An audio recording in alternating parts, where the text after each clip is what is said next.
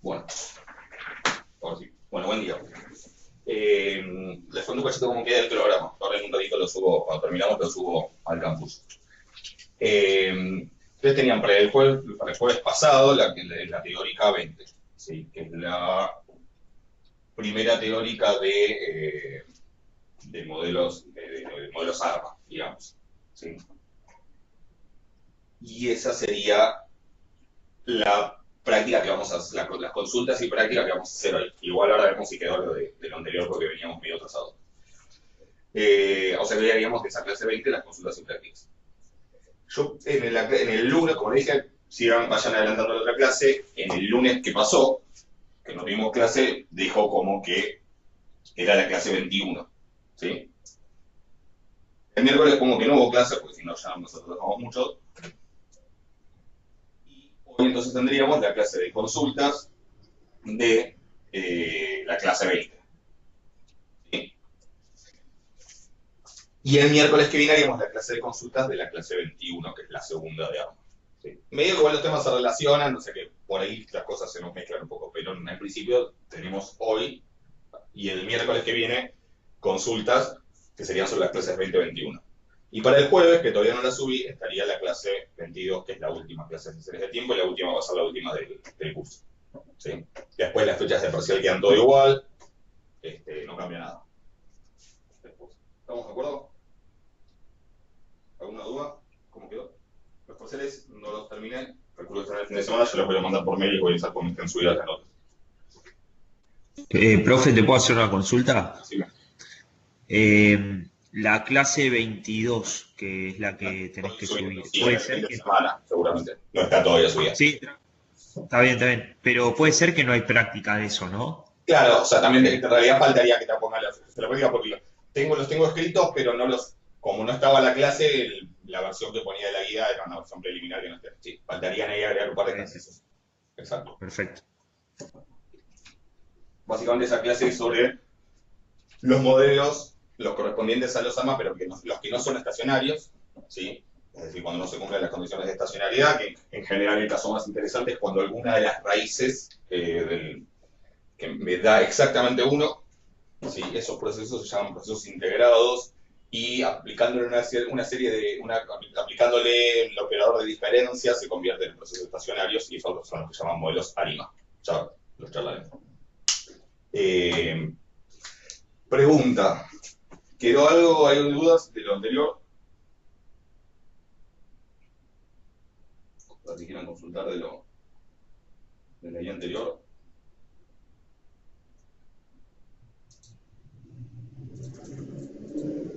¿O estamos? Bueno, me dicen si hay dudas de la práctica 6. Si no, vamos con la 7. ¿Sí? Y la idea sería charlar un poco lo de la clase 20, que básicamente lo que hicimos fue definir qué son los procesos AR, MA y ARMA, ¿sí? Bueno, algunas cosas sobre cómo se expresan, la notación, cómo se expresan la notación de operadores, etcétera, y charlamos en esa clase de las condiciones de estacionalidad de los procesos ARMA.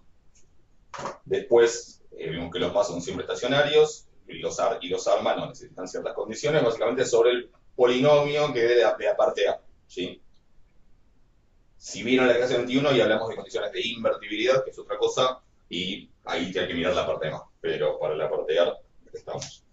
¿Qué más? Definimos las funciones de autocovarianza, las funciones de autocorrelación, hicimos algunas cuentas. Cuéntenme si hay dos teóricas de eso,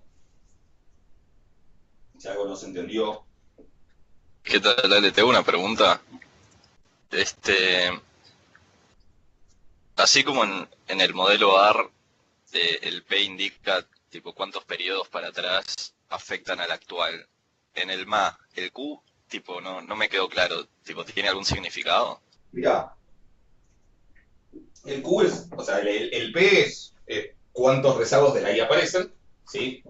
Y el Q es cuántos rezagos del error aparecen, ¿sí? No sé si llegaste a ver la clase 21, lo que vemos sí en la clase 21 es que cuando hay términos más, es posible reexpresar al modelo en términos de los i solamente, ¿sí? Pero queda infinito, sí. O sea que en realidad en los ma, la cantidad de rezagos de i que afectan son todos.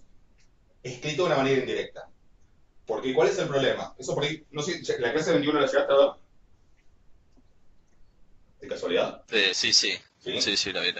A ver, en los ma, cuando vos tenés un ma, ya sea un ma o un arma, cuando tenés términos rezagos del error, si vos invertís ese polinomio, te queda escrito básicamente i sub t en términos de, bueno, una constante, y de infinitos.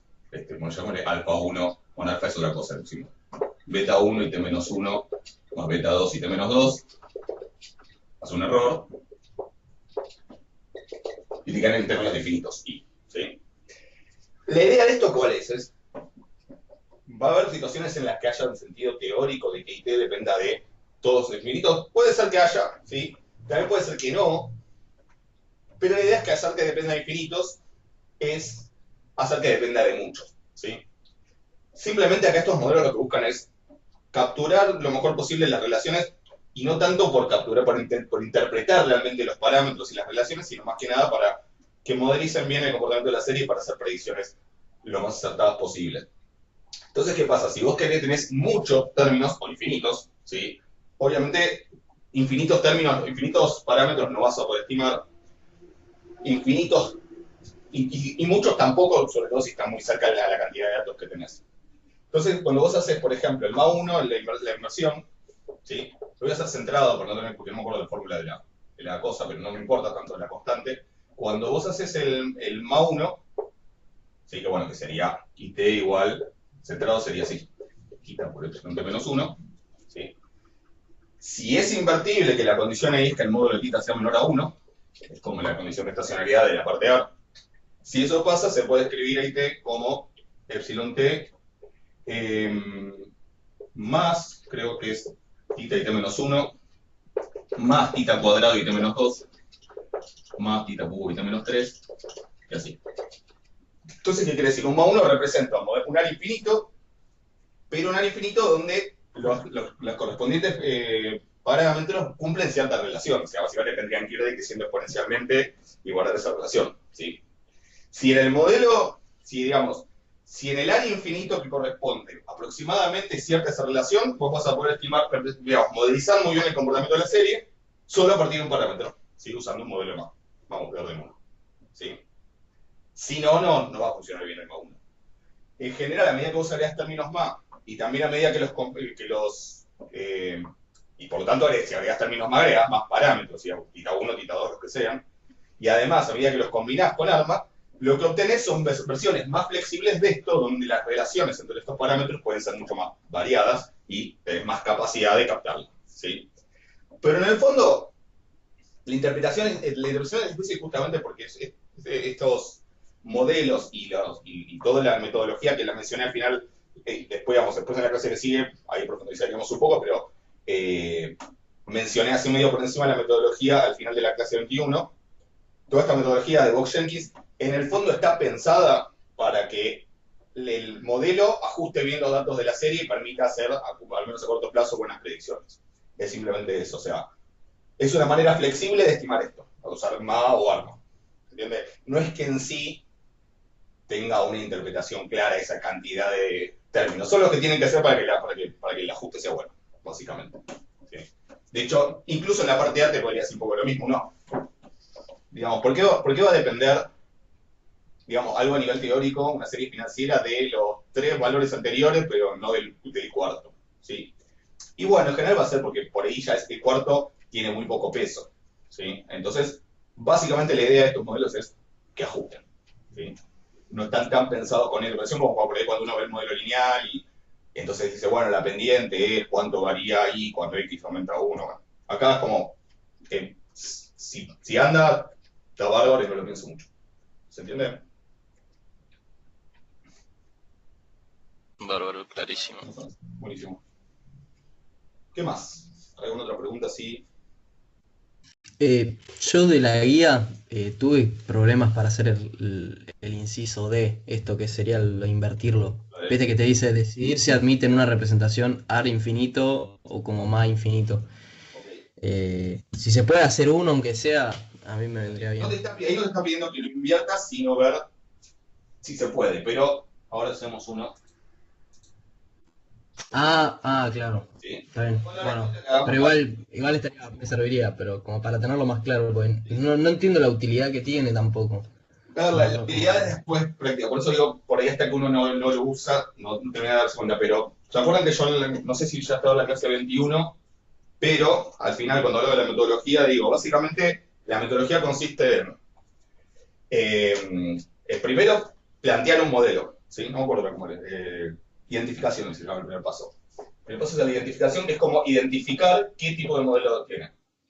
Sí, sí, Sí, después estimar, verificar y bueno, usarlo para hacer inferencias. las herramientas gráficas que en general son los correlogramas y alguna otra cosita, uno identifica, esto tiene pinta de ser un MA2, por ejemplo. Ahora no sé, tengo un MA2 y el cuarto. Ahora hacemos ese. Un MA2.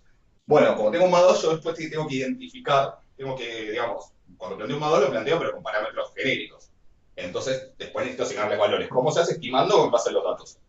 No vamos a ver con mucho detalle el método de estimación, en general se usa máxima verosimilitud o cosas por el estilo. Lo que pasa es que para que la estimación sea posible, ¿sí? O que por lo menos los estimadores tengan buenas propiedades, necesito que se cumplan ciertas condiciones, que son las condiciones que hacen que ese área infinito que me queda, las pendientes, digamos, los coeficientes, vayan descendiendo rápido, ¿sí? Para que tenga sentido el modelo.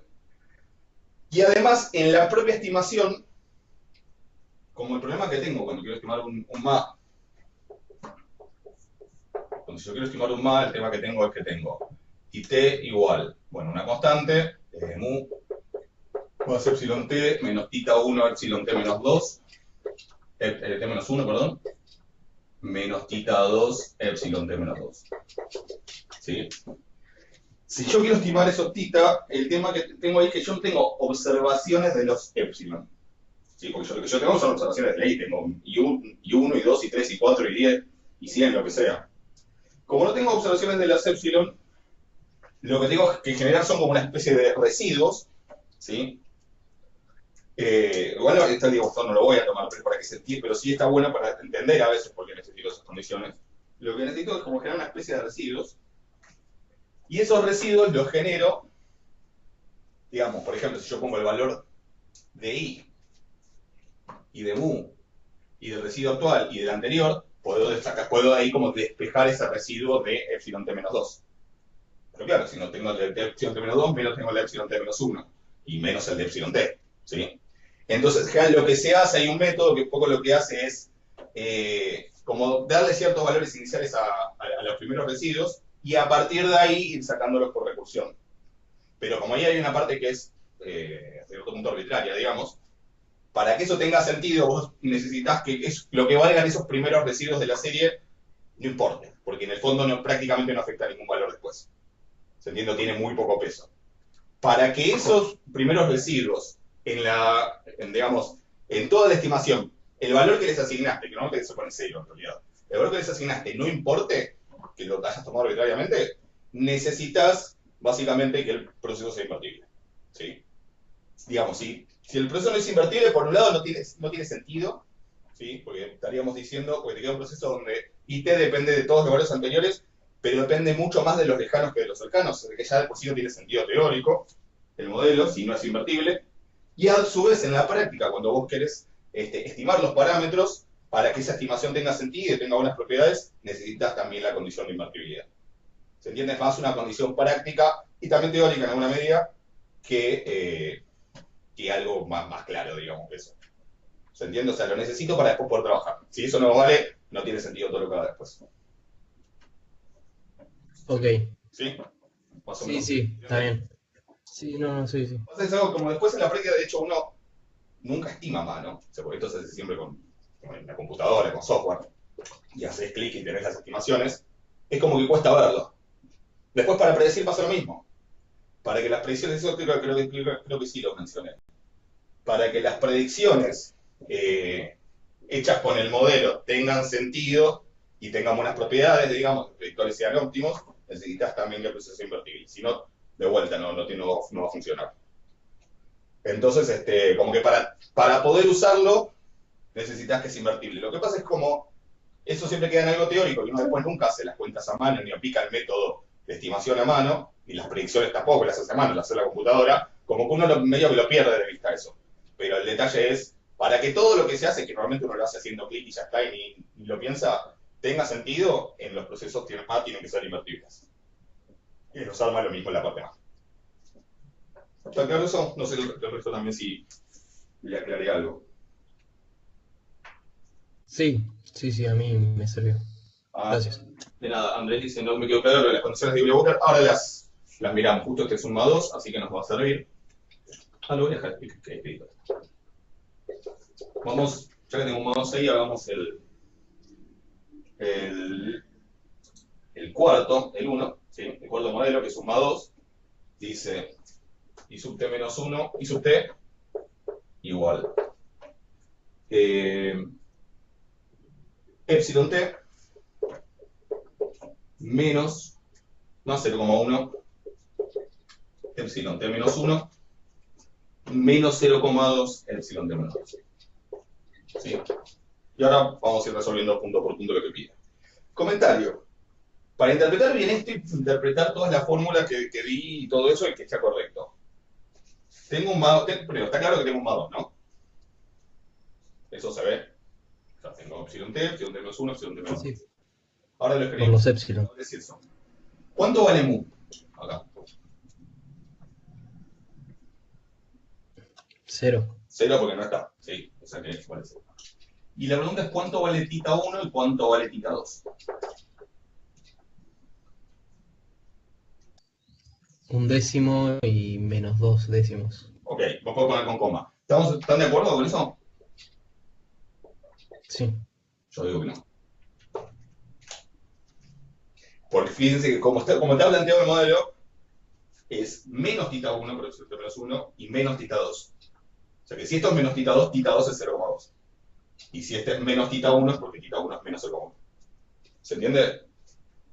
O sea, estos, los tita, para usar no, pero los tita hay que leerlos por el signo cambiado. Digo, esto si quieren, digamos, usar alguna de las fórmulas, por ejemplo, las fórmulas que figuran en las condiciones de Euler-Walker, hay que usarlo. Hay que tener en cuenta el signo. Si tengan cuidado con eso, porque es el error más fácil de cometer. Uno podría preguntar, ¿y por qué entonces no lo hacen con más? Bueno, las fórmulas que yo les di se desarrollan y se deducen escribiéndolo con menos. La ventaja de esas fórmulas es que, por ejemplo, las condiciones de Euler-Walker para verificar la invertibilidad de la parte más quedan igual que las condiciones de estacionariedad para verificar justamente la estacionariedad cuando tengo una parte A. Solo que uno queda escrito con tita y no otro escrito con phi. Los polinomios, de hecho, phi de L y tita de L quedan escritos de manera similar también, solo que uno es con phi y el otro con tita. De esta manera no me tengo que aprender, digamos, no tengo que deducir fórmulas diferentes ni aprenderme fórmulas diferentes por una cosa y la otra. Entonces la practicidad es esa. La impracticidad es que tengo que tener mucho cuidado en que esos coeficientes se leen con el signo cambiado. ¿Ok? ¿Estamos hasta ahí? El punto A pregunta, pide expresar notación de operadores e indicar por qué son estacionarios. Bueno, acá cuál sería la respuesta del por qué es estacionario. Yendo a la teoría solamente. Es decir, podríamos hacer las cuentas y verificar que es estacionario, pero yendo a la teoría, ¿qué sabemos?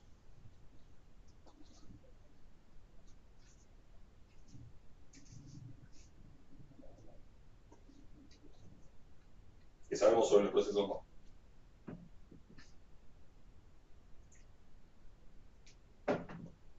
¿Alguna idea?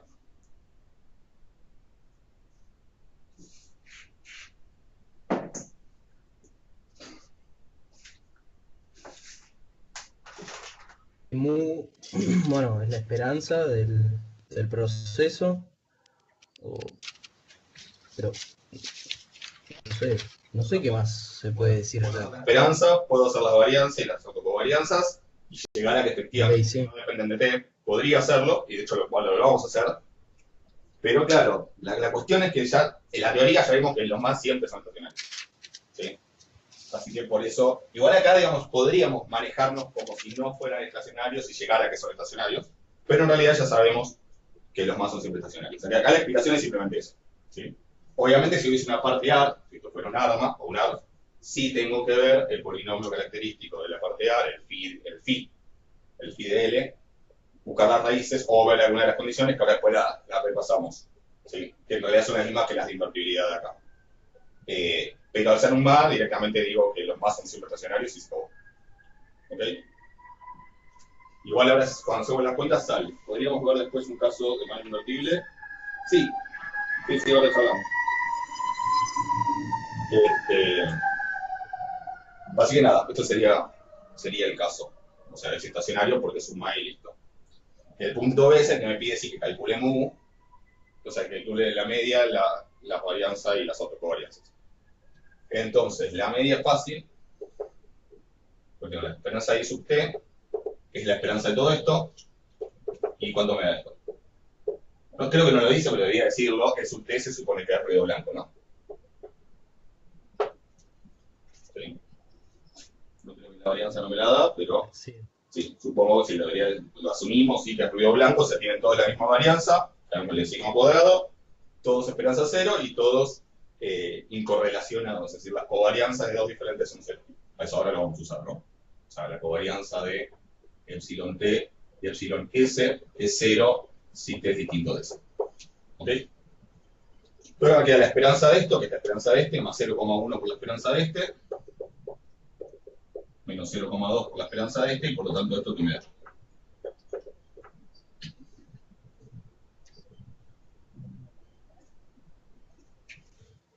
Cero. Cero, porque todas esas esperanzas, si es ruido blanco, la esperanza de todos es cero. ¿Sí? Así que la esperanza I sub t, o sea, el mu sub t, si quieren, lo podríamos llamar,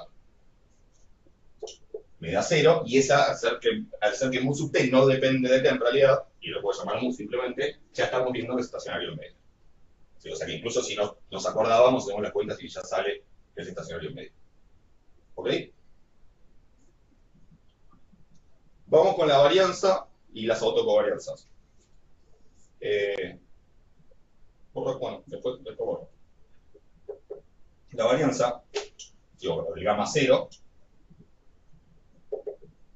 ¿sí? No le pongo de t porque ya dijimos que ya sabemos que es estacionario, pero bueno, si no pondría de t, y bueno, y después saldría que de todos modos no depende de gamma 0, no depende de t.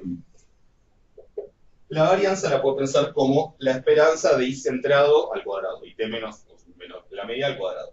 Como la media es 0, ¿sí? Es como que t ya está centrado, o sea, si le resto la media me queda lo mismo. Y si no, simplemente se la restaría, y lo que pasa cuando siempre que resto la media, tanto en todos estos procesos, es que desaparece la constante, ¿sí? Pero digamos, el IT centrado, que es el I que ya muy chiquitita, y minúscula, ¿sabes? El IT menos su esperanza, es este mismo, ¿sí? En este caso es el mismo. Si no, en los otros casos, lo único que pasa es que que desaparece la constante. ¿Ok? Entonces, la varianza de IT, recuerden que en realidad es la esperanza de esto al cuadrado. O sea, la esperanza del IT chiquitita al cuadrado. Que también puedo pensarlo como IT chiquitita por IT chiquitita. Lo escribo así porque después nos va a servir también para los otros. ¿Ok? Entonces, ¿cómo calculo esto? Bueno, según el proceso que tenga, es más cómodo hacer una cosa o hacer otra. ¿Sí? En los más cómodos es las dos sí que acá es IT y T, pero piensen que después en gamma 1, esto va a ser IT y T menos 1, en gamma 2 va a ser IT y T menos 2, ¿sí? En los más, lo que mejor funciona, pero eso digo, lo tienen que, es por experiencia simplemente, o por prueba y error. En los más lo que mejor funciona es donde dice IT, donde dice IT menos algo, enchufarle el modelo como está expresado y listo. ¿Sí? En los ARMA, si vieron por ahí alguna otra clase, a lo mejor lo vieron, pero en los ARMA lo que conviene siempre es, por ejemplo, sacar IT menos 2, conviene desarrollar el que dice IT y el otro dejarlo, o sea, lo que dice IT poner toda la expresión del modelo y el otro dejarlo. ¿Sí? Pero bueno, o después hacemos un ejemplo o después la próxima hacemos, según el tiempo que tengamos. ¿Ok? Si no, igual, si vieron alguna clase de 4 meses anteriores, hay hecho eso también. Pero bueno. Y creo que hice uno en clase, ¿no? Hice uno en la teórica, ¿no? ¿Puede ser? Sí, hiciste uno. Ok. Entonces, ahí en los que tienen parte, los ARMA, conviene desarrollar el IT y el otro dejarlo, porque de ahí salen ciertas relaciones de recursión, que son las que después permiten desarrollar todo. En los MA, lo que mejor funciona es desarrollar todo. Entonces, donde dice IT voy a poner esto, donde dice IT voy a poner de vuelta lo mismo. O sea que esto es la esperanza de esto, menos 0, más 0,1 epsilon.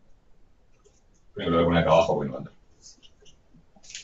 Vamos a 0 es la esperanza de epsilon t más 0,1 epsilon t menos 1 menos 0,2 epsilon t menos 2 por lo mismo. Epsilon t más 0,1 epsilon t menos 1 menos 0,2 epsilon t menos 2. Y ahora lo que hago es hacer las distributivas. ¿Sí?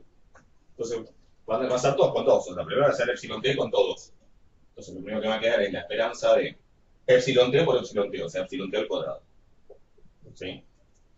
Después me va a quedar la esperanza de epsilon t por 0,1 epsilon t menos 1, o sea, 0,1 por la esperanza de epsilon t por epsilon t menos 1. Y sigo.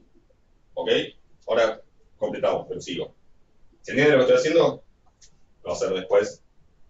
Con me queda menos 0,2 por la esperanza de epsilon t por epsilon t menos 2, y así hasta completar los 9 términos que son las 9 combinaciones de 3 con 3.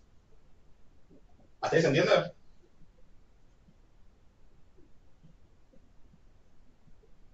Sí, sí. ¿Sí? Sí, perfecto. Entonces ahí lo único que tenemos que tener en cuenta es lo ¿Qué siguiente. pasa? Estoy... Sí. Decime. No sé si con la informe era para mí. A ver, acá lo importante es lo siguiente. Esperanza de epsilon t al cuadrado. Como epsilon t tiene esperanza 0, ¿sí? Por supuesto, por ser un ruido blanco, eso es igual a ¿qué?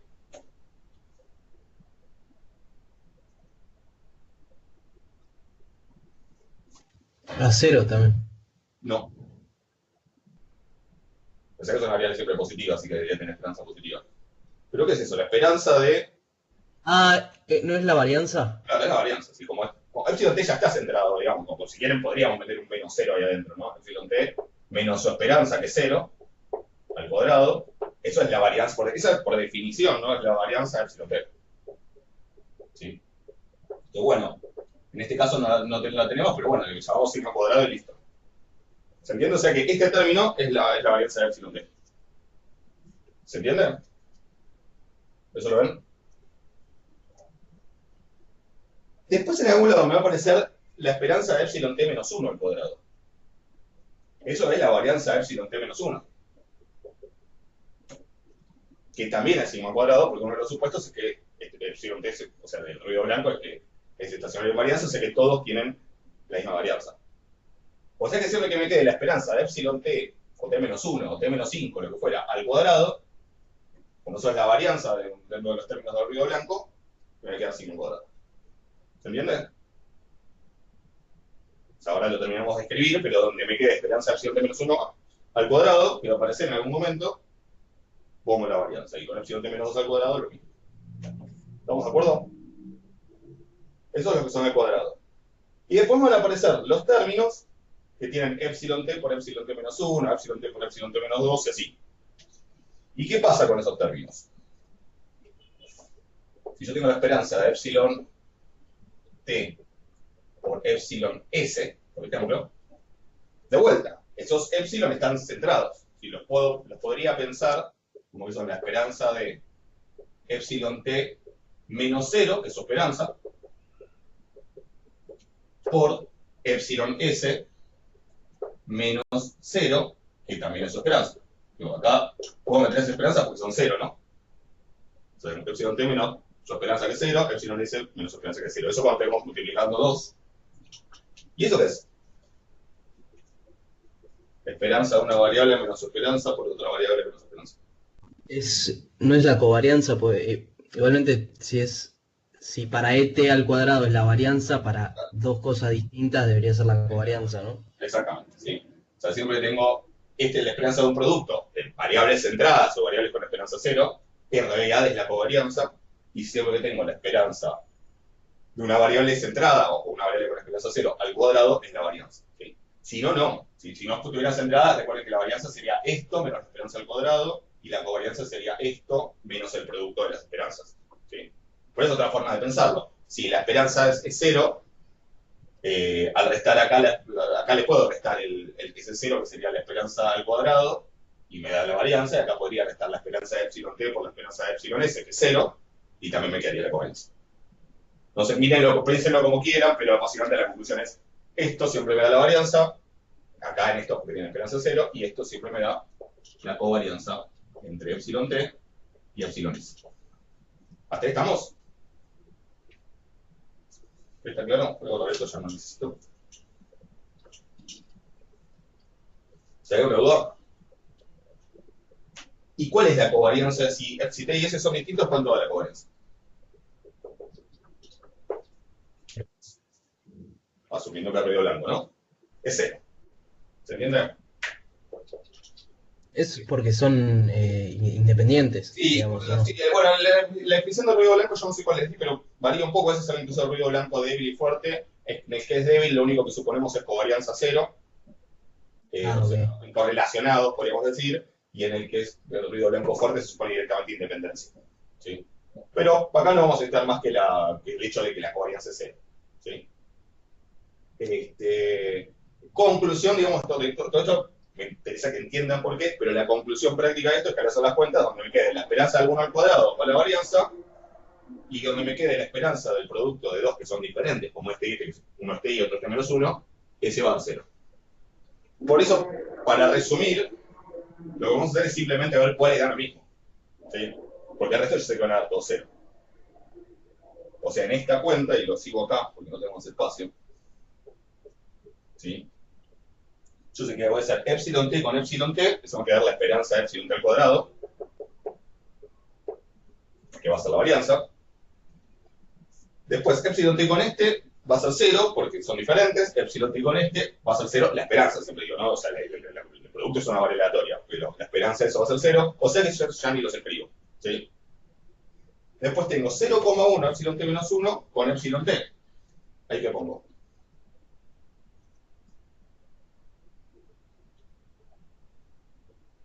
El fruto de este por este. 0. Este es 0, ¿sí? Porque son distintos, esta covarianza, entonces es 0. Después tengo 0,1 epsilon t menos 1 con 0,1 epsilon t menos 1. Ese sí no me va a dar 0. Porque me queda epsilon t menos 1 al cuadrado. Entonces me va a quedar 0,1 por 0,1, ¿sí? O sea, 0,1 al cuadrado, que es 0,01, por la esperanza de epsilon t menos 1 al cuadrado. Después, con el epsilon t menos 2, ya 0, así que ni lo escribo. Después, el menos 0,2 epsilon t menos 2 por epsilon t, 0. Menos 0,2 epsilon t menos 2 por 0. 0. Y finalmente, menos 0,2 epsilon t menos 2 por menos 0,2 epsilon t menos 2, ese sí lo tengo que poner. El producto me da 0,04, si no me equivoco. Y eso por la esperanza de epsilon t menos 2 al cuadrado. Todos esos. ¿Es lo mismo poner la esperanza de eso que el sigma cuadrado? Claro, y todos esos, aunque estén t, con t menos 1 o t menos 2, tienen la misma varianza, que ya podemos llamar sigma cuadrado epsilon como quieran. O incluso si el ejercicio le asigna un valor, lo pueden poner el valor directamente. O sea que esto es sigma cuadrado, esto es sigma cuadrado, y esto es sigma cuadrado, y por lo tanto gamma 0 me da 1 más 0,01 más 0,04 es 1,05 por la varianza. ¿Se entiende? La respuesta, gamma 0 da, como acá, 1,05 por la varianza del error. ¿Estamos?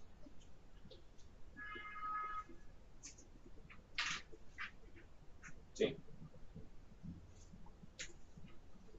Bueno. Para gamma 1, voy a aprovechar que tengo el pizarrón. Ya. Que tengo el pizarrón y ustedes pueden aprovechar o que pueden capturar la pantalla o que después va a estar grabado el video. Gamma 1 es la covarianza entre I sub t e I sub t menos 1. ¿Sí? La covarianza entre I sub t menos 1 y I sub t menos 1 lo puedo pensar como la esperanza de I sub t centrado por I sub t menos 1 centrado por el mismo motivo que acá. ¿Sí? Si las variables están centradas, esto es la esperanza I sub t menos su esperanza por I sub t menos 1 menos su esperanza. ¿Sí? En este caso es lo mismo, pero incluso si no fuera lo mismo, lo único importante es que cuando lo meten acá adentro, escriban primero el modelo en forma centrada, en vez de escribirlo con la constante. ¿Sí? O sea, si hubiese tenido una constante, igual se la restaba y me quedaba el modelo centrado, y ese es el que uso para las cuentas. ¿Ok? Entonces, ¿qué voy a hacer para esta? Bueno, voy a poner acá IT, que ya está escrito, y acá voy a poner IT menos 1, centrado. ¿Sí? Entonces, ¿qué pasa acá? IT menos 1 centrado, que es igual. Bueno, si IT es epsilon t más 0,1 IT menos 1 menos 0,2 epsilon t menos 2, IT menos 1 centrado, que es igual.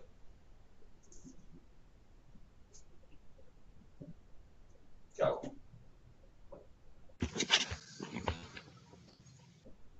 Y tenés que aplicarle un rezago a todas las variables. Exacto, le voy a aplicar un segundo. T menos 1. Darle 1 a todos. Acá vas a ver T menos 1, acá vas a T menos 1 menos 1, acá T menos 2, y acá vas a T menos 3. ¿Se entiende? Sí, o sea que simplemente acá tengo epsilon T menos 1 más 0,1 epsilon T menos 2 menos 0,2 epsilon T menos 3. ¿Estamos? Y ahora hago lo mismo. Veo las distributivas y veo cuáles van a sobrevivir. Entonces, epsilon T ¿va a quedar con alguno de estos?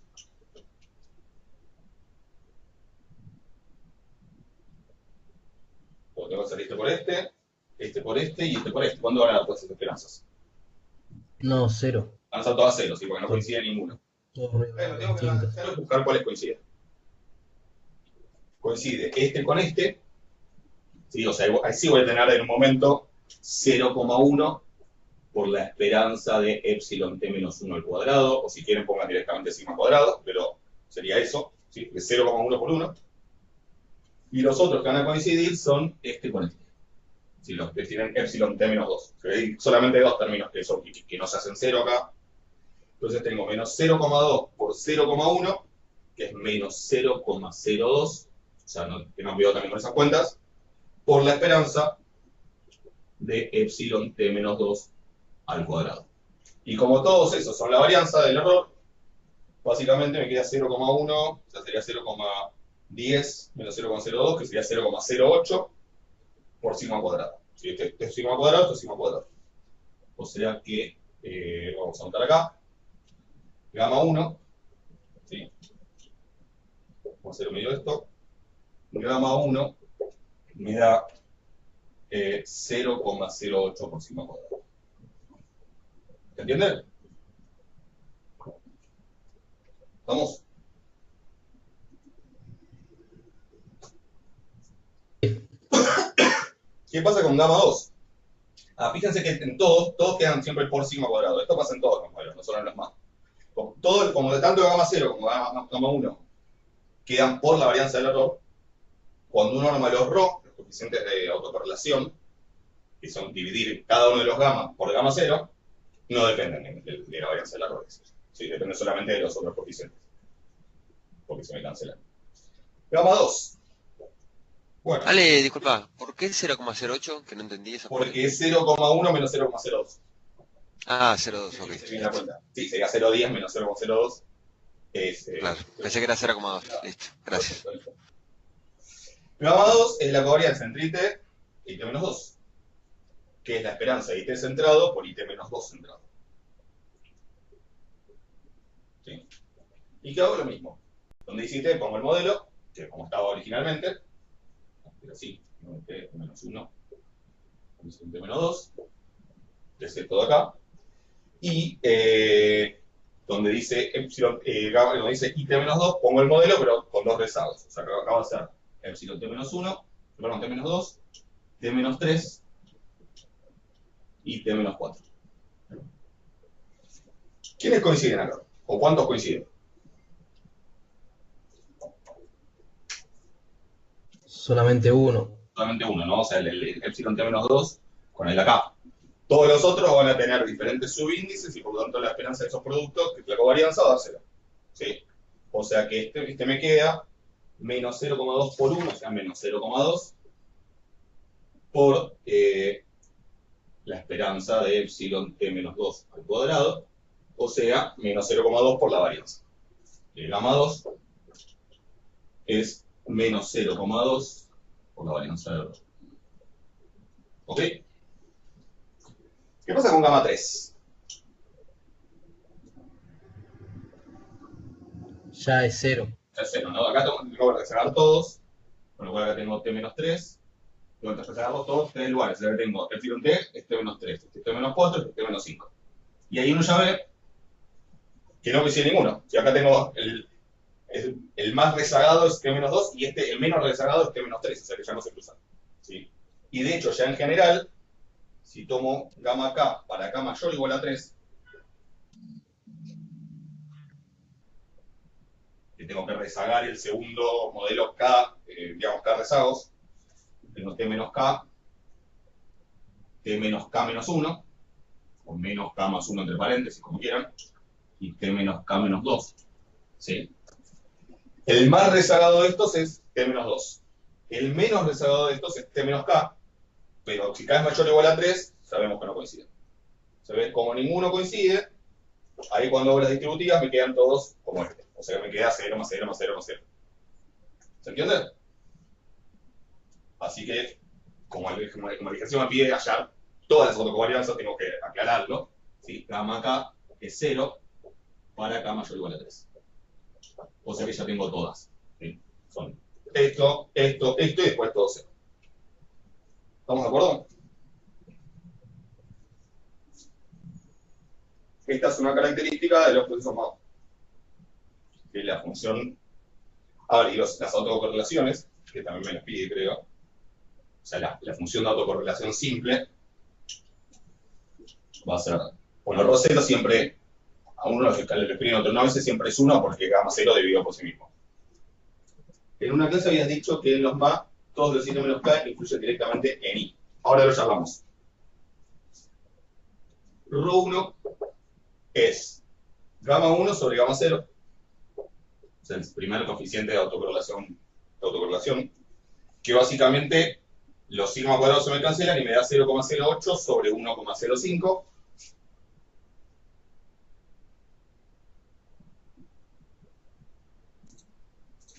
0,08 dividido 1,05 sobre la cuenta. Da 0,076 aproximadamente. Ahí vamos, 0,076, 0,076, creo que dice. Sí. Rho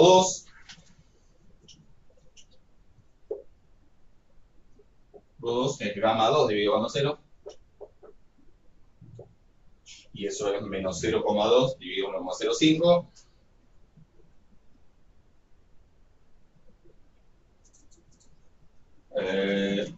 Menos 0,2. 0,2 dividido 0,2.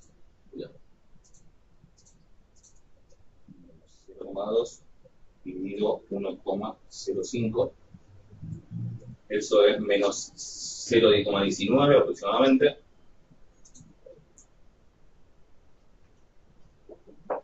Pero de vuelta, el sigma cuadrado, fíjense que siempre se cancela.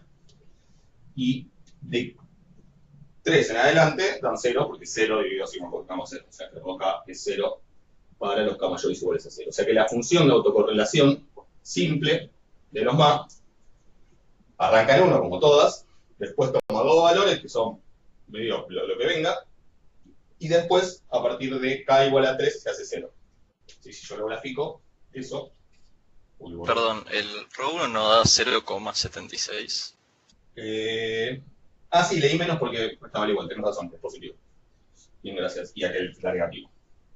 Entonces, No, o sea, me refería que tipo sobra un 0 antes del 76. 0,8 dividido no creo, 1,05. porque hiciste 0,08 al dividirlo por ahí un más. 0,08. Ok, Así que sí. no dije nada. No está bien. Y entonces, el correlograma, digamos, va a ser el primero siempre es 0, el siempre es 1, digo, ese no. a veces algunos software lo grafican y otros no. Algunos lo grafican como para que no se pierda la escala, pero otros no lo grafican. El segundo, bueno, 0,076, o sea, para que igual a 1 es un poquito acá medio chiquito. O sea, el primero, el k igual a 1. El k igual a 2 en menos 0,19 es negativo, más grande en valor absoluto. ¿Sí? Y después son todos 0. ¿Sí? Y ahora discutimos un cachito de esto de qué significa. ¿Sí? ¿Hasta ahí se entiende? Digo, lo que son cuentas, ahora vamos un poco a la interpretación, pero lo que son cuentas, ¿está claro? Ahora después nos faltaría ver el punto C y el punto D. Entonces, yendo un poco a lo que pregunta Ariel, me dice, o sea, en clase habías dicho que los matos, los I sub T menos K, sí, de hecho lo dijimos un rato también, influyen directamente en I. Es decir, si yo escribo la versión invertida del MA, o sea, la versión como digamos, ar infinito de ese proceso MA, todos los IT influyen directamente, porque digamos, si mi modelo invertido termina siendo IT igual epsilon t más no sé cuánto por IT menos 1, más no sé cuánto por IT menos 2, más no sé cuánto por IT menos 3, y eso sigue infinitamente, todos los IT menos 1, todos los IT anteriores, están influyendo sobre IT. ¿Lo ven? Y esa influencia va a ser una influencia directa, porque como que la ecuación aparece, digamos, el IT menos 8 tiene tal pendiente e influye de tal manera sobre IT. ¿Lo ven eso? Esperen que tengo a la gata, que tengo que ir a matar a la gata que me está atendiendo la puerta.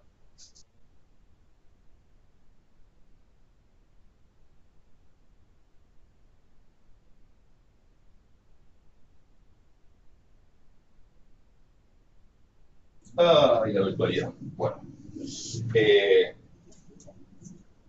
¿Vas a acordar del gato de la facultad? ¿No se lo ubican el gato de la facultad? No sé quién lo alimenta. Hay un gato que está siempre dando vueltas. Entonces, lo ven que esa influencia es, o sea, todos influyen, acordad lo que dice Ariel, pero todos influyen de forma directa. ¿Sí? Esa influencia directa, ¿de qué me va a hablar? ¿De qué valores, digamos, qué cuenta, qué momentos, qué cosa que definimos en la segunda clase de Real la 21 da cuenta de esas influencias directas?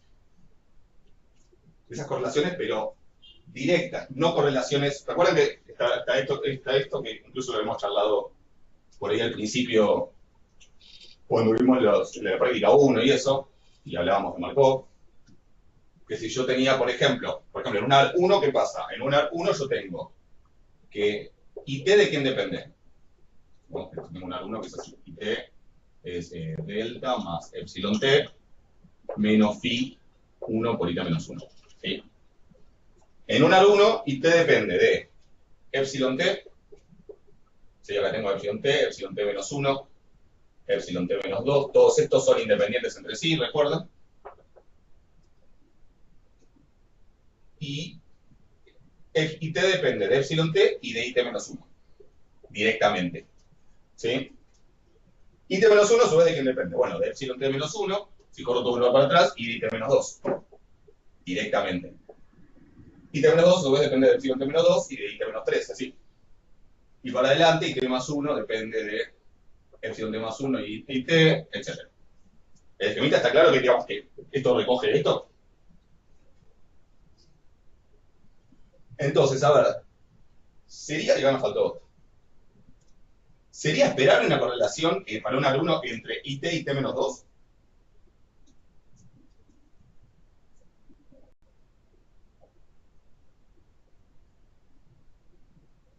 De alguna manera sí. IT-2 influye en IT, IT-1 y IT-1 influye en IT, sí, sería esperable. ¿Sí? Y de hecho, sería esperable que IT dependa de IT-15 también, que tenga alguna correlación, algún grado de correlación, aunque sea IT con IT-15. ¿Eso en qué se refleja? En que el correlograma de los AR, la función de correlación simple nunca se anula, ¿sí? Como que va decreciendo exponencialmente, pero nunca se hace cero. Justamente por esas correlaciones indirectas que hay entre los diferentes momentos del tiempo, ¿sí? Entre los diferentes valores de I. Incluso si fuera un AR2, por ejemplo, no tiene que IT-1 sí influye directamente sobre IT+1, IT-2 influye directamente en IT, pero también uno tiene esto de que IT depende de otros anteriores en forma indirecta. Y eso es lo que recoge el correlograma. ¿Ok? Ahora, en un AR1, por ejemplo, la correlación directa entre IT-2 y IT, que es básicamente la correlación una vez que yo descuento de alguna manera, ¿sí? Que eso lo vi, bueno, si vieron en la clase 21 lo dije, si no lo van a ver en la clase 21, eso se descarta básicamente haciendo como una predicción, que bueno, viene en la clase, está medio explicado, ¿sí? Me permite, hay una manera de hacer eso, ¿sí? Que es usando la esperanza condicional, y me permite definir algo que se llaman coeficientes de correlación parcial, ¿sí? Si vieron la clase 21, ya lo vieron, si no, lo van a ver. Esos coeficientes de correlación parcial, que llamamos alfa 1, alfa 2, alfa 3, alfa k, lo que hacen es justamente recoger esa correlación directa, esa correlación que descarta toda la correlación indirecta que hay en el medio. Entonces uno que observa, por ejemplo, en un AR1, uno observa que el primer coeficiente de correlación parcial, ¿sí? El alfa 1, no da 0, ¿sí? Da algo, porque justamente hay una correlación directa entre cada término con el anterior, pero el segundo y todos los que siguen dan 0, justamente porque no hay correlación directa, ¿sí? Correlación descartando los efectos intermedios en un AR1. ¿Se entiende? Por lo menos la intuición. Ahora vamos al más, pero ¿se entiende la idea? En un AR2 pasa que los dos primeros coeficientes de autocorrelación parcial dan dígito de 0 y a partir del 3 dan todos 0. ¿Se entiende eso? Pero la función de autocorrelación simple, la que son las autocorrelaciones normales que no descartan esos efectos intermedios, ninguna da 0 justamente por esta cadena infinita. ¿Estamos de acuerdo? ¿Hasta ahí?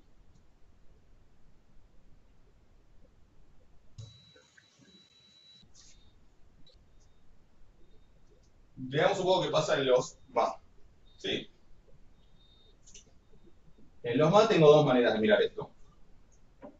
La primera manera es pensarlo justamente como un MA invertible, lo puedo pensar como un área infinito, ¿sí? Y en ese caso, el correlograma, digamos, estas relaciones son así. Y t está influido por epsilon t y por todos los i anteriores. ¿Ok? Y t más 1 lo mismo, y t menos 1 lo mismo, ¿sí?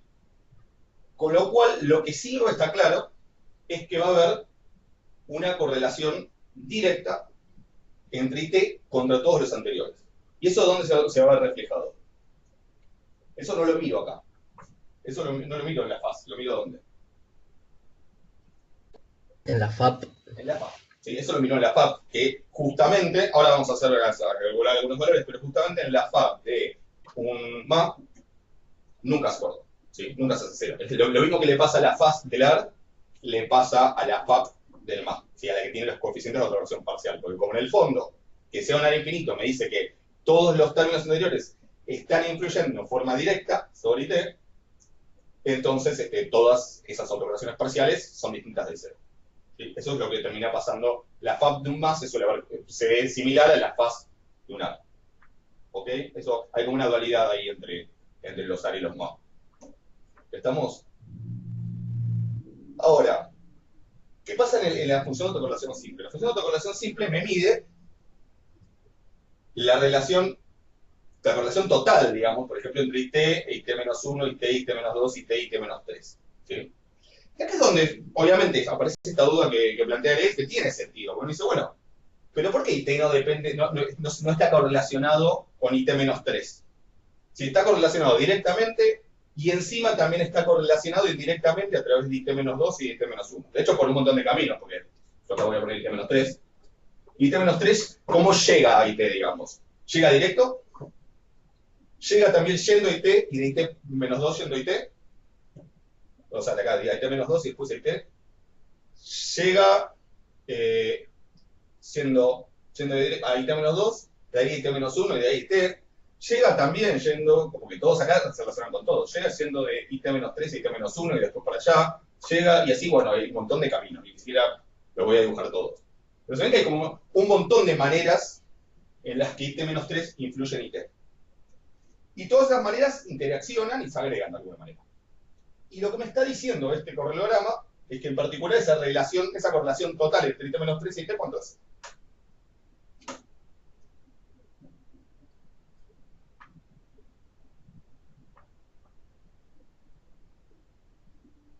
Cuando veo estos. Cero, ¿o no? Un cero, que no están correlacionados directamente. ¿Sí? Lo cual es bastante sorprendente porque me está diciendo que de alguna manera todas esas interacciones se cancelan. ¿Sí? Pero digo, es raro, ahora podemos pensarlo de otra manera para entender por qué está cero, pero la realidad es que lo que me está diciendo esto es que todas esas interacciones que hay entre IT-3 y IT, que van por muchos caminos, se cancelan. Mágicamente, digamos. Tiene una explicación o una intuición que por ahí puede funcionar, que ahora la vemos. Pero ¿se entiende que eso no contradice el hecho de que IT dependa directamente de IT-3? Porque ¿dónde se refleja eso? Ese hecho de que IT y IT-3 estén directamente correlacionados. ¿Dónde lo vamos a ver eso?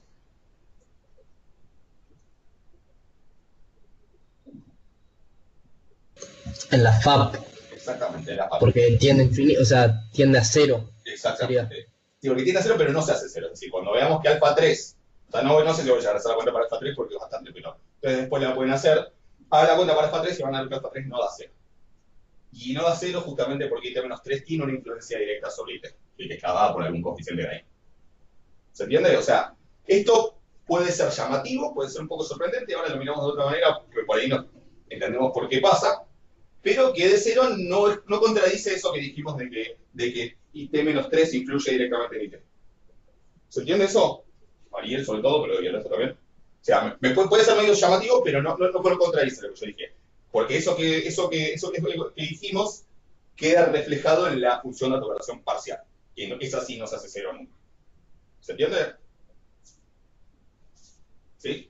Perfecto. Igual una cosita, porque también igual llama la atención que es cero, para ver por qué me da cero a partir de Rho 3, podemos volver a ver esto, pero pensando en el modelo original.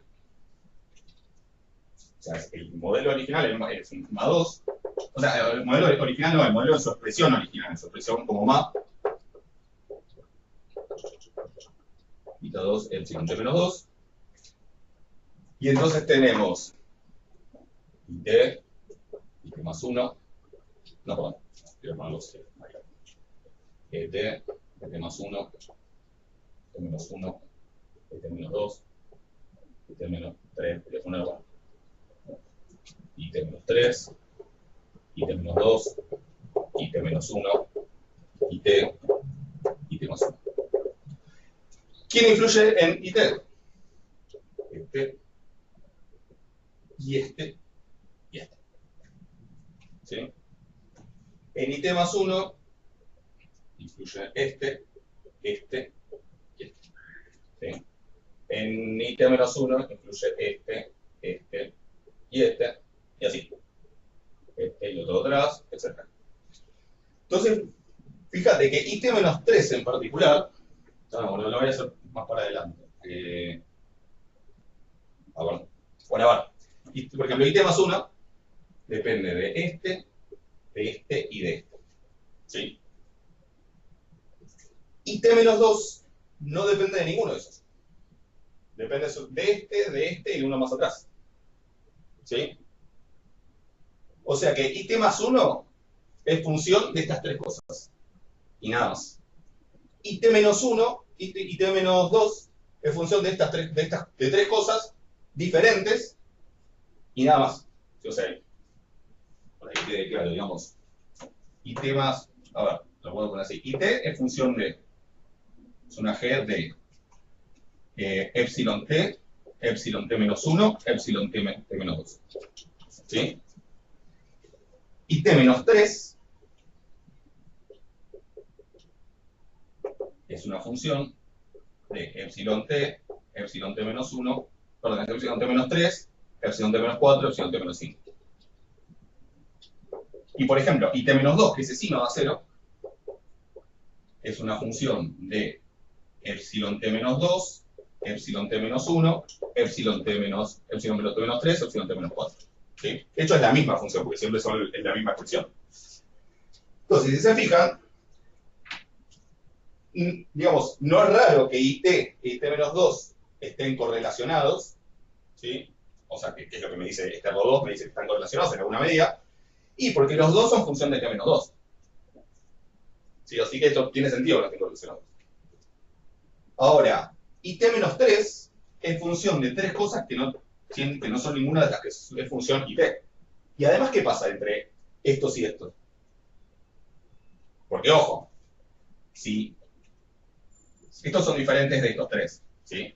Pero si, por ejemplo, estos dos estuvieran correlacionados, ahí sí habría correlación. Pero ¿qué pasa con estas cosas y estas?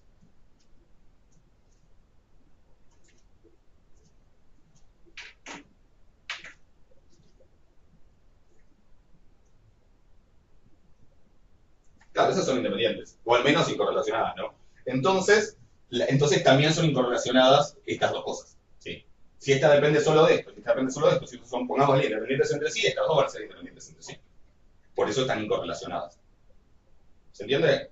Es medio complicado, pero digamos, para resumir un poco, que acá me dé cero puede ser un poco llamativo, sorprendente, pero no contradice el hecho de que al plantear un modelo más, en realidad es un orden infinito y que por lo tanto hay una influencia directa de IT-3 en IT. ¿Por qué? Porque eso se ve en realidad en la función de autocorrelación parcial. Y por otro lado, lo que me está indicando esto es que todas las diferentes interacciones que hay entre IT y IT-3, que efectivamente existen, se terminan cancelando. ¿Sí? Terminan anulando y dando cero. Y eso tiene que ver básicamente con la estructura de cómo está definido el proceso. ¿Sí? O sea, los MA determinan ar de orden infinito, pero esos ar de orden infinito, sus coeficientes, que son los que en el fondo marcan cuáles son las interacciones, no son arbitrarios, guardan ciertas relaciones. Bueno, esas relaciones que guardan se terminan cancelando la correlación y la correlación total termina dando cero. Y eso tiene que ver básicamente por cómo están definidos los MA. Si al estar definidos solo en función de los epsilon, que son independientes entre sí, cuando ya no tienen epsilon en común, da cero, que es de hecho lo que nos pasó en las cuentas. Cuando ya los epsilon que tenía acá no coincidían con esto, me daba cero la covarianza. ¿Se entiende un poco más? O sea, no es tan obvio, después ni fácil de entender, pero esa sería un poco la explicación de por qué termina pasando esto. ¿Se va a quedar de eso? Sí, sí. Sí. Bueno, a ver. Vamos al CL, aunque sea para terminar, y después si quieren hacer algún otro la próxima lo hacemos. Bueno, el C y el D lo que pasa es que son de la FAP, son de la FAP y de la inversión. Pero bueno, me habían preguntado igual por los invertibles, así que si algo de esto no, si no vieron la 21 y algo de esto no queda claro, lo vemos después me consultan de vuelta el miércoles. No quiero borrar esto. Vamos a borrar esto. Primero, la función de autocorrelación parcial se calcula usando las ecuaciones de Euler-Walker. ¿Sí? El desarrollo de las ecuaciones de cómo se plantean está hecho en la clase teórica, mírenlo después ahí, si tienen alguna duda, si no me preguntan. Valen para todos los procesos. Parece como que se basan en procesos AR, esos procesos AR son como solamente un mecanismo para armar las ecuaciones, ¿sí? Que me terminan mostrando la relación entre los coeficientes de la FAP y los de la fase. ¿Sí? Ahí uno termina encontrándose que el primer coeficiente de autocorrelación parcial, bueno, el alfa 0 es 1, ¿sí? Pero que el alfa 1 es ρ1, es ρ2 sobre ρ1. Esa es la más difícil. Ahora van a ver por qué. El alfa 1 es ρ1, pero ahora van a ver por qué. La segunda ecuación de Euler-Walker, que no es lo mismo que las condiciones de Euler-Walker, que después las charlamos. La segunda ecuación me dice que alfa 2 es igual a cierto determinante de 2 por 2 por otro cierto determinante sobre otro cierto determinante de 2 por 2. Siempre es más fácil armar primero el de abajo, porque lleva unos en la diagonal y después ρ1, el que sigue además va a tener ρ2 y ρ2 y así. De hecho lo escribo así. Alfa 3 abajo va a tener un determinante de 3 por 3, que es 1, 1, 1, ro 1, ro 1, ro 1, ro 1, ro 2, todo, como que voy llenando por diagonales. ¿Se entiende la estructura de esos determinantes? Diagonal 1, diagonal principal, y después me voy corriendo digamos, para un lado, para una esquina y la otra, prendo ro 1, ro 2, etc. El que sigue tendría ro 1, ro 1, ro 1, ro 2, ro 2, y acá no 3. Sí, y eso sale de hacer esa cuenta de las ecuaciones, de unos sistemas de ecuaciones que son los sistemas de ecuaciones de Euler-Walker. ¿Se entiende? Digo, la estructura para hacer las cuentas. Después en la clase está mostrado de dónde salen las fórmulas. ¿Hay una duda por eso? No, todo claro. Bien. Y en el de arriba, voy a hacerlo primero con este porque es más fácil. En el de arriba se queda todo igual, pero se cambia la última columna, porque en realidad es la aplicación de la regla de Cramer a un cierto sistema de ecuaciones. Esa columna que se cambia, que en realidad sean como los términos independientes, son todos los ρ. ¿Sí? O sea, acá termina quedando, si mal no recuerdo, quiero decir una pavada. ¿Alguien lo tiene anotado? ¿Qué empieza por ρ1? No, empieza por... No, lo 3, lo 2.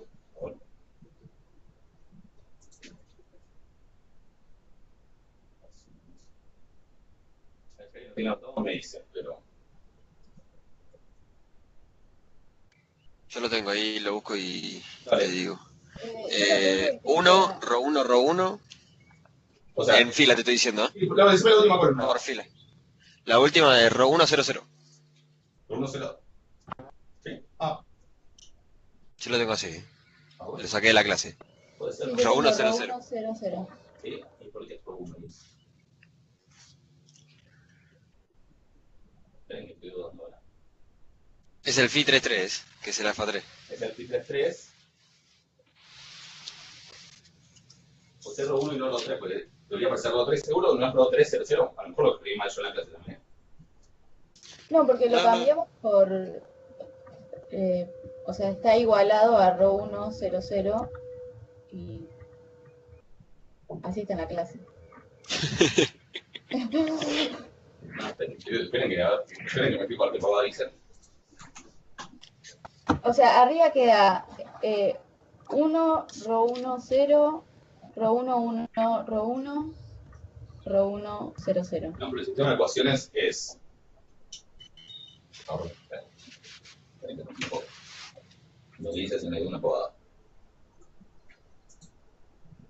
Pero dice que ro 2 y ro 3 eran 0. Por eso. Ah, es por eso, Claro. no, está bien. ¿Es ro 1, ro 2, ro 3? ¿O ro 3, ro 2? Claro, sí. Sí, sí, sí. Ro 1, ro 2, Ro 2 y ro 3 era 0. Bien, en este caso, claro, porque era un más 1, ¿sí? Pero digamos, ¿cómo se llama en general el sistema de ecuaciones? Es abajo hago estos determinantes, arriba lo mismo, pero cambio la última fila por ro 1, ro 2, ro 3 y hasta donde sea, ¿no? En el que sigas ro 1, ro 2, ro 3, ro 4, y ese es el único lugar en donde aparece el nuevo coeficiente de autocorrelación. Después sí, pasa que en un más, a partir de algún momento los dos hacen 0, pero por eso es como queda específicamente para un más, ¿sí? En general es esto, o sea, acá tengo 1, ro 1, ro 2, ro 1, 1, ro 1, ¿sí? Y así seguiríamos. Como esos roles los tengo, puedo enchufarlos ahí, hacer las cuentas y ver qué dan. Completen ustedes la cuenta, pero bueno, alfa 1, bueno, ¿y por qué es que da ro 1? Y porque el determinante de abajo en realidad es solo un 1, y el de arriba es en la única columna que tenés, poner ro 1, como acá y como acá. ¿Sí? O sea, acá. O sea que por esto termina dando ro 1. Y como queda, queda en la primera fila columna igual, y la segunda columna es ro 1, ro 2. ¿Sí? Que en este caso no es 0. ¿Sí? En este caso es 0, recién el ro 3. ¿Ok? Entonces, ¿cuánto da alfa 1? Alfa 1 da esto, o sea, el primer coeficiente de autocorrelación parcial de esto. ¿Por qué coinciden? Y tiene lógica, porque si el ro 1 me da la correlación total entre t y t menos 1 y alfa 1 solo la correlación directa, como entre medio de t y t menos 1 no hay nada que me genere correlaciones indirectas, entonces dan igual. ¿Sí? Alfa 2, tengo que poner 1, en ro 1 pongo esto, en ro 2 pongo esto, hago la cuenta y me va a dar algo. ¿Sí? Alfa 3, lo mismo, pero en ro 3 voy a poner 0. Y si quieren calcular algo más, en ro 4 también ponen 0. Lo que van a ver es que no da 0. Sí, aunque Rho3 sea 0, este no da 0 justamente porque hay una correlación directa entre IT y T-3. ¿Se entiende? Ahí hagan las cuentas, digamos, después resuelven los determinantes. Pero van a ver que ese no da 0. ¿Ok? Ahí estamos. Y eso es lo que pide el ejercicio. Listo, o sea. ¿Hasta ahí alguna pregunta?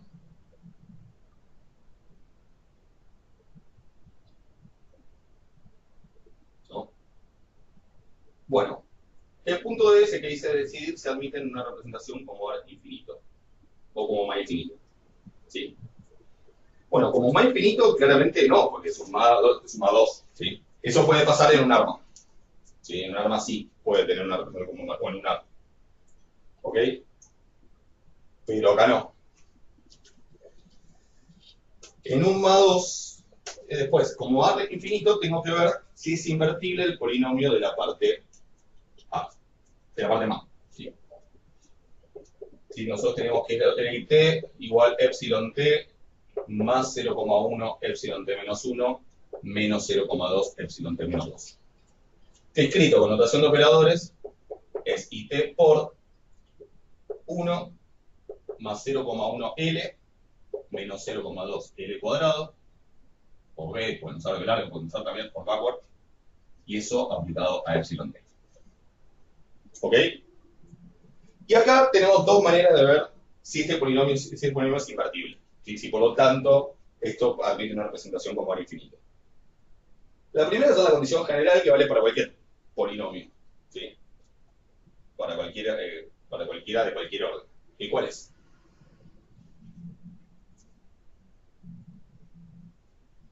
Es la misma que la estacionariedad.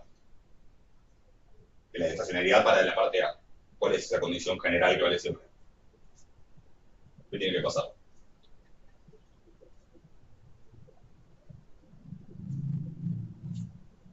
¿Alguien se acuerda? ¿Qué tiene que pasar con el polinomio A para que sea estacionario?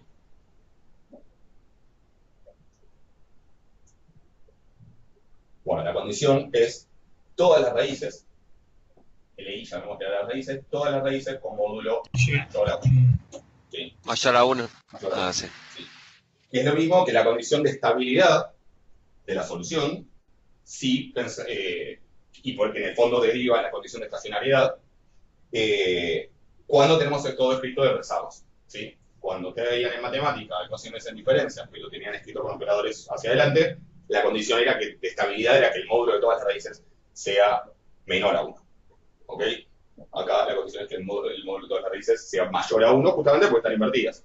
Si con el operador E da un medio, con este va a dar 2. Entonces va a dar, si era menor a 1, ahora va a dar mayor a 1. O sea que la condición es esa. Si buscan las raíces de esto, les digo que da... si las raíces son complejas, o ese es el módulo de un número complejo. ¿Recuerdan cómo es el módulo de un número complejo? Sí, tengo el módulo de A más BI, que es igual a la raíz cuadrada de A al cuadrado más B al cuadrado, donde no meto la I acá adentro. ¿Sí? Meto solamente la parte imaginaria, que es el número real que multiplica ahí. Ahora puede ser 1 más 0,1 o x, podemos poner 0,1x menos 0,2x cuadrado, igual a 0.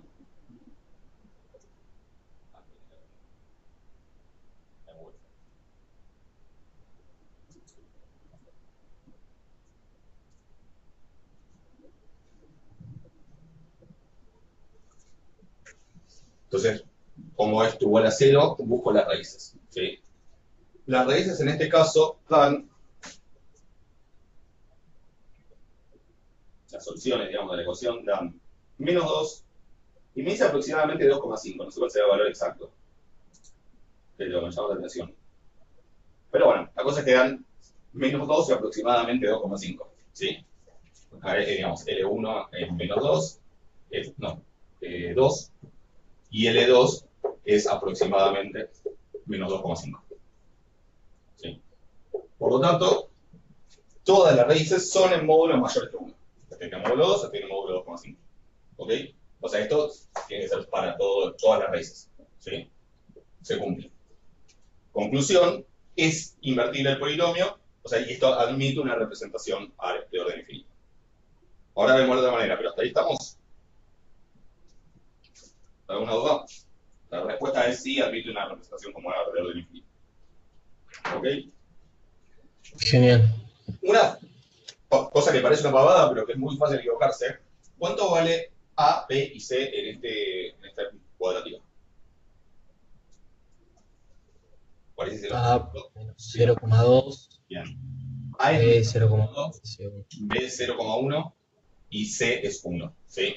Cuando uno está apurado es muy fácil ponerle esto A, esto B, esto C, ¿sí? Por el orden en que está escrito. Parece una pavada, pero por la duda lo aclaro para que le presten atención.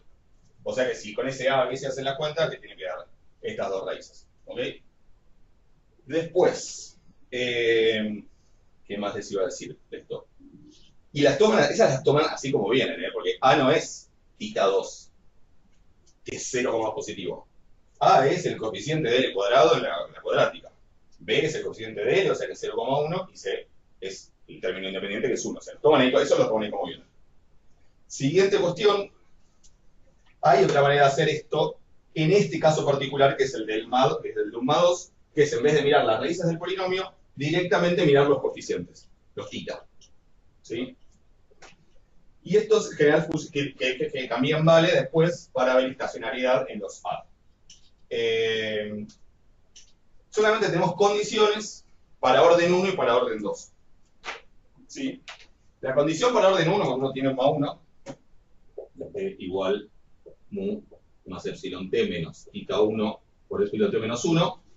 La condición en ese caso es que el módulo de tita 1 sea menor a 1. Ojo que es al revés, no es como acá, que es mayor a 1, es menor a 1. ¿Sí? Si yo tengo un AR1, la condición de estacionalidad es que el módulo de phi 1 sea menor a 1. ¿Sí? Cuando tengo un MA2, tengo condiciones en términos de tita 1 y tita 2, que son las llamadas condiciones de Euler-Walker. ¿Sí? Para un MA2,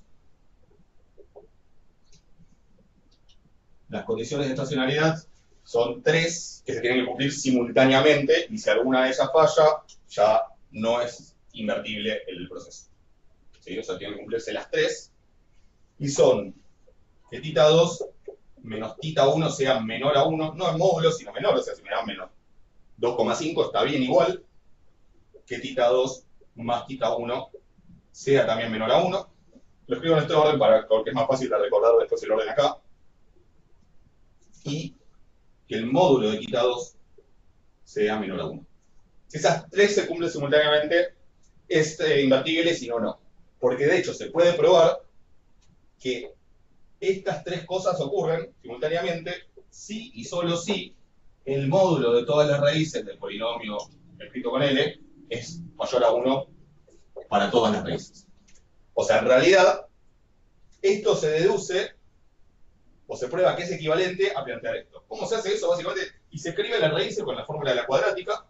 ¿Sí? O sea, esto va a ser, las raíces en realidad son menos b, o sea, menos b sería menos 0,1. Fíjense que ese menos 0,1 es precisamente el tita 1. O sea, como el modelo tiene menos tita 1, como el b es menos tita 1, menos b es tita 1. O sea que una raíz es tita 1, más menos la raíz cuadrada de b al cuadrado, que va a ser menos tita 1 al cuadrado, o sea que es tita 1 al cuadrado, menos 4 por a, que a es el menos tita 2, o sea que me va a quedar positivo, por c, que es 1.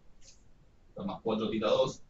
Y todo eso dividido 2 por a, donde el a es menos tita 2. Dividido entonces menos 2 tita 2. ¿Sí? Que bueno, se puede poner menos acá también. Podría quedar así entonces. En vez de poner menos abajo, lo pongo arriba y si uno plantea que el módulo de esto tiene que ser mayor a 1, en los dos casos, tengo que en realidad plantear dos casos posibles, que son cuando esto es mayor o igual a 0, que entonces las soluciones son reales, o cuando esto es menor a 0, que las soluciones son complejas. ¿Sí? Y entonces se hacen cada uno de esos casos, y se te puede terminar demostrando, yo esta cuenta alguna vez en la vida le hice, ahora la verdad que ni me acuerdo cómo era, se puede terminar demostrando que estos tienen módulo mayor a 1, si solo si se cumplen estas 3 condiciones simultáneamente. Vamos, esa es la explicación. Pero hay que hacer una cuenta, pero esa es la explicación. Puede ser que haya visto algo parecido en matemática. No sé si les suena. No sé si a alguien le suena eso. En matemática, cuando ven estabilidad de las soluciones de las ecuaciones en diferencias, y de las diferenciales también, uno tiene las condiciones en términos de las raíces, que para las ecuaciones en diferencias la condición es todas las raíces en módulo menor a 1, si lo escribo para adelante, y para las ecuaciones diferenciales es todas las raíces con parte real positiva, negativa digo. Ahora te lo aclaro.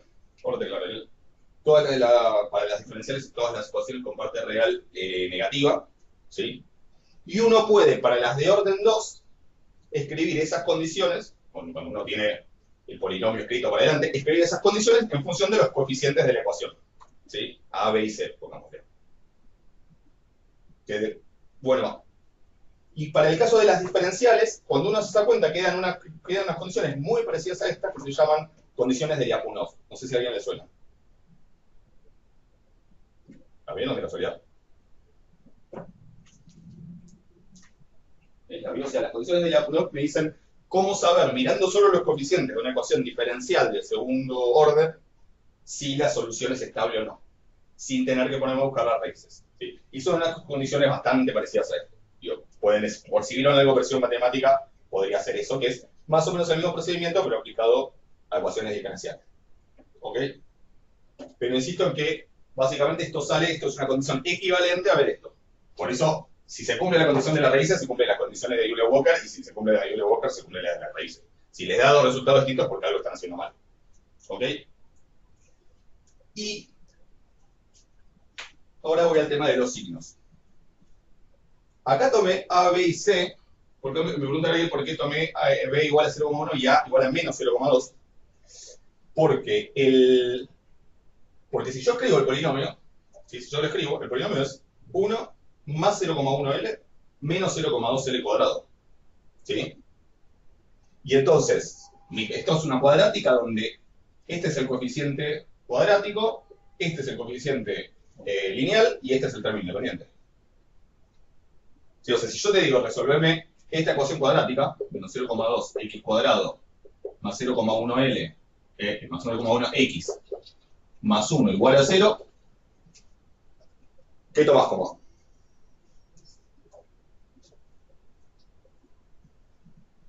¿Se ve? O sea, el A vas a poner menos 0,2, que está con x cuadrado.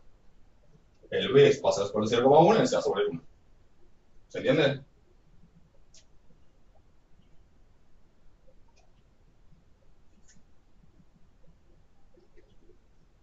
¿Estamos? Ahí.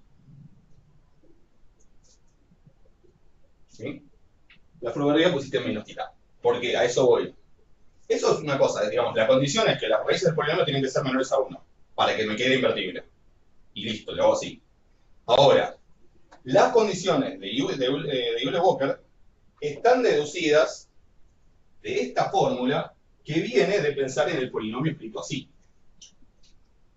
It igual 1 menos tita 1L menos tita 2L cuadrado por epsilon t.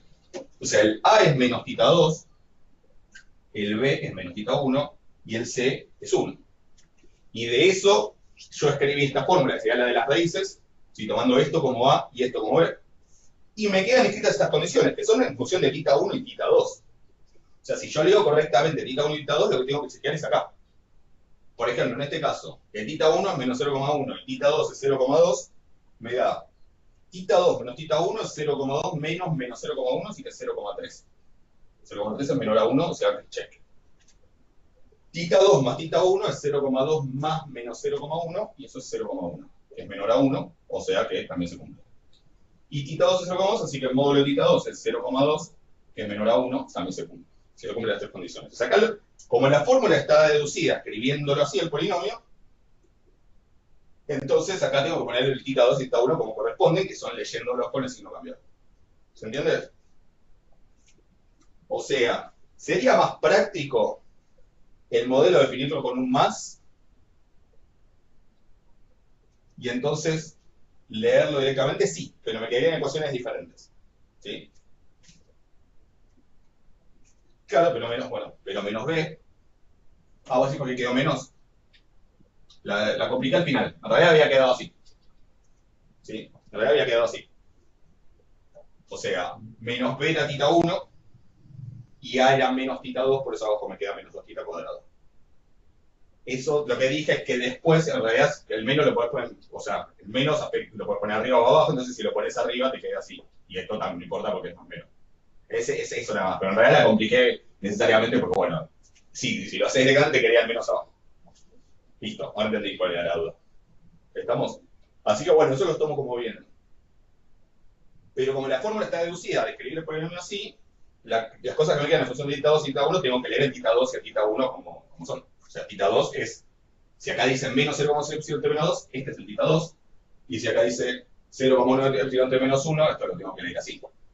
Y este es el tita 1, ¿sí? Con el menos. ¿Ok? Sería tal vez más lindo, digamos, si esto en vez de poner menos pusiéramos más.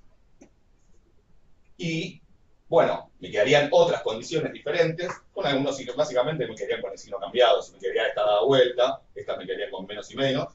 Y salen, ¿sí? O sea, podría usar esas. Lo que pasa es que la ventaja es que al escribirlo de esta manera, el polinomio de la parte más tiene la misma forma que el polinomio de la parte al, que recuerden que es esto mismo, pero con phi. También con los phi restando. Entonces, me queda la misma expresión. ¿Sí? O sea, las condiciones de Euler-Walker para la estacionariedad de los AR2 son phi2 menos phi1 menor a 1, phi2 más phi1 menor a 1 y módulo de phi2 menor a 1. Todas las fórmulas me quedan igual. Esa es la ventaja de escribirlo así. Que me quedan como análogas las condiciones de estacionariedad de la parte AR y de invertibilidad de la parte MAR. ¿Para qué algo son? ¿Entendemos o no? Hice mucho lío. Así que conclusión, pertinoso particular, por un lado o por el otro, el modelo es invertible, se puede escribir como R de orden infinito. ¿Estamos?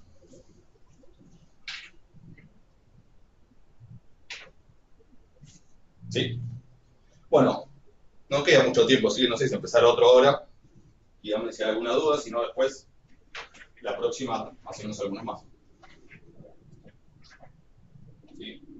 O sea, para el miércoles tenemos de vuelta clase 21, digamos, o sea que son los mismos temas. Perdón, van a subir, o sea, vas a subir la guía esta, pero con otros, con más ejercicios. La voy a volver a subir con algunos ejercicios más cuando le suba la clase 22. Ah, genial, listo. Y te hago una última pregunta rápida, dale. En una clase, no me acuerdo cuál, que me lo anoté por acá, dijiste que ibas a dar una clase de R de análisis de datos o algo así, tipo como para ver más práctico el tema de las series de tiempo. Sí, si no llego a grabarla, tal vez lo que hacemos es dedicar un rato. Me gustaría, eso me lo voy a anotar, y háganmelo acordar.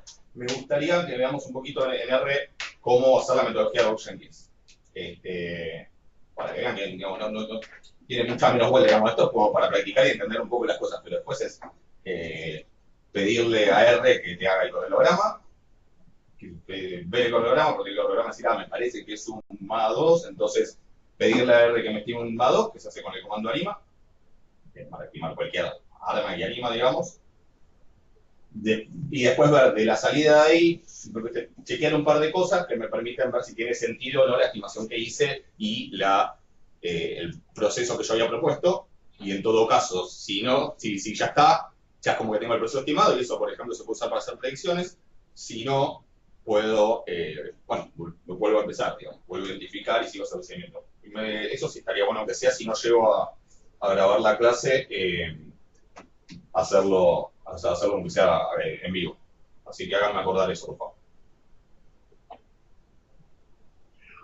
Sí. Gracias. Dale. Nada, bueno. Nos vemos. Buen fin de largo y nos vemos el miércoles. Igualmente. Nos vemos. Chao, gracias. Yo. Buen fin de. Igualmente.